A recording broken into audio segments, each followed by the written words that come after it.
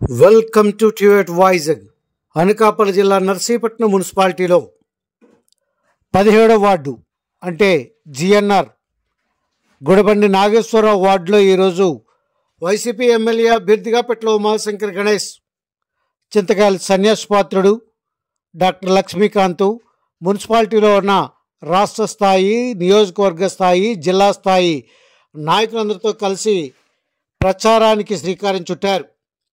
ప్రచారం ప్రారంభం నుండి కూడా ముగించే వరకు ఆద్యంతం ఒక పండుగ వాతావరణంలో కార్యక్రమాన్ని నిర్వహించారు. వార్డులోని ప్రజలు ఏ ఇంటికి వెళ్ళినా, ఏ వీధికి వెళ్ళినా గడప గడప దగ్గరి ఇలా కనీసం 20-30 మంది మహిళలంతా చేరి ఆయనకు పూలు జల్లుతూ దండలు వేస్తూ, మరలా మీరే వస్తారు సార్, మీకెందుకంటూ ఈ వార్డు నుండి మినిమం 650 ఓట్ల మెజార్టీ ఇస్తామని వారంతా ఘంటాపదంగా ఆయనకి చెప్పారు.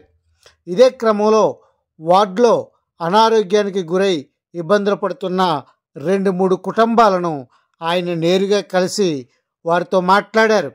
ఖర్చు ఎంతైనా ముఖ్యమంత్రి జగన్మోహన్ రెడ్డితో మాట్లాడి అవకాశం ఉన్నంత మేర తమ ఆరోగ్యానికి కుదిరిపడే విధంగా సహాయం చేస్తామన్నారు. అయితే స్వాగత ఏర్పాట్ల విషయంలో జిఎన్ఆర్ ప్రత్యేక ప్రేమను కనబరిచారు.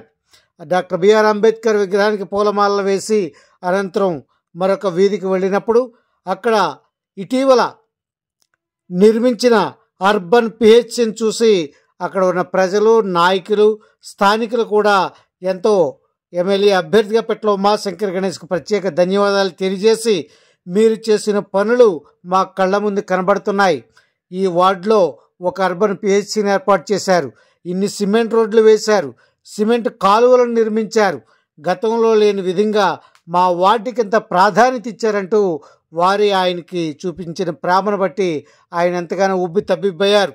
దీంతోపాటు ఆ ప్రాంతంలో ఉన్న సుమారు 3 చర్చిల్లోని 2 సంఘాల్లో ఉన్న సంఘ సభ్యులు పాస్టర్తో కలిపి వచ్చి ప్రత్యేకంగా ఆయనపై చేతులుంచి ప్రార్థన చేసి, మరలా మీరు మంత్రిగా తిరిగి వస్తారు, మేము చూస్తామంటూ ఆయనకు అభయం ఇచ్చి ప్రార్థనలు చేశారు. సంఘాలతో కలిపి, సంఘ సభ్యులతో కలిపి పాస్టర్లు కూడా. దీంతో వార్డులో సుమారు 300 మంది మహిళలు, పురుషులు, యువత అంతా కలిసి ఆయన వెంట నడవడాన్ని బట్టి ఆయన సంభ్రమాశ్చర్యానికి లోనయ్యారు. నర్సీపట్నం మున్సిపాలిటీలో ఇంత ఆయనకు ప్రేమ చూపించడాన్ని బట్టి ఆయన మరింత ఒక రకంగా ఆప్యాయతకు, ప్రేమకు లోనయ్యారు. చిన్నారుల చేత దండలు వేయించి వారు దీవించారు. మంత్రి పదవిలోనికి మీరు నడిపించండి ప్రభువా, సహాయం చేయండి, మీ ఆశీర్వాదం లేకపోతే భూమి మీద ఎవరు. విన్నారు కదా, ఇలా ఒక సామాజిక వర్గం వారిని కాదు, అనేక రకాల సామాజిక వర్గాలు ఇలా అందరూ కలిసి కాబోయే మంత్రి అంటూ మంత్రివర్గంలోకి ఇతన్ని రప్పించాలని, దీవించాలని వీరందరూ ప్రార్థనలు చేస్తూ హృదయపూర్వకంగా వారు దేవుని ప్రార్థన చేస్తున్నట్లు ఇప్పుడు మీరు చూస్తున్న విజువల్స్లో చూడొచ్చు. మరొక పాస్టర్ గారి ఇంటి దగ్గర కూడా కుటుంబం అంతా కలిసి ఆయన్ను దీవిస్తున్న విధానాన్ని బట్టి మీరు అర్థం చేసుకోవచ్చు గ్రామాల్లో ఎలా ఉంది. మున్సిపాలిటీలో చూడండి, ఇప్పుడు ఈ కుటుంబాన్ని చూస్తే వారికి కావాల్సిన ఆర్థిక సహాయాన్ని, వైద్య సహాయాన్ని కూడా అందిస్తామని చెప్పారు. అదేవిధంగా ఏ వార్డులోకి వెళ్ళినా, ఏ వీధిలోకి వెళ్ళినా, ఏ ఇంటికి వెళ్ళినా ఇలా పూలు జల్లుకుంటూ, దండలు వేసుకుంటూ, సన్మానాలు చేసుకుంటూ ఆయనకి ఎంతో ప్రేమను చూపిస్తున్నారు మున్సిపాలిటీలోని ప్రజలు. ఇప్పటి వరకు ఇన్ని వార్డులు చూసా. అయితే ఇక్కడ councillor Gudabandi Adilakshmi, the first chairperson lady and SC in Narsipatnam municipality, ఆమె పరిపాలన తీరు కూడా వీరందరికీ ఎంతగానో నచ్చింది.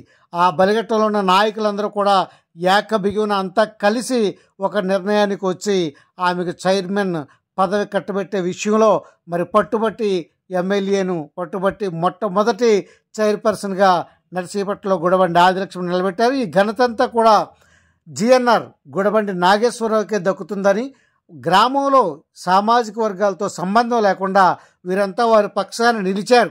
అలా నిలవడాన్ని బట్టే గతంలో 630 ఓట్ల సుమారు మెజార్టీ వచ్చినట్లు తెలుస్తుంది. ఇప్పుడు ఈ ఎమ్మెల్యే ఎలక్షన్కి 650 ఓట్ల మెజార్టీ గ్యారంటీగా వస్తుందని వారంతా ఘంటాపథంగా తెలియజేశారు.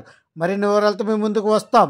Until then keep watch TV eight Vizag. మీ ఎంఏ రాజు. మరొక అడుగు ముందుకు వేసి చెప్పాలంటే టెక్నికల్ సమస్యల వల్ల పెన్షన్ రాని వారందరికీ కూడా ప్రతి నెల తన సొంత డబ్బులతో పెన్షన్ ఇస్తున్నటువంటి ఏకైక నాయకుడు మున్సిపాలిటీలో జిఎన్ఆర్ అని చెప్పవచ్చును. కరోనా సమయంలో సుమారుగా అటు పోలీసులకు ఇటు ప్రజలకు గ్రామంలోనూ లక్షల రూపాయలు వెచ్చించిన ఏకైక వ్యక్తి జిఎన్ఆర్.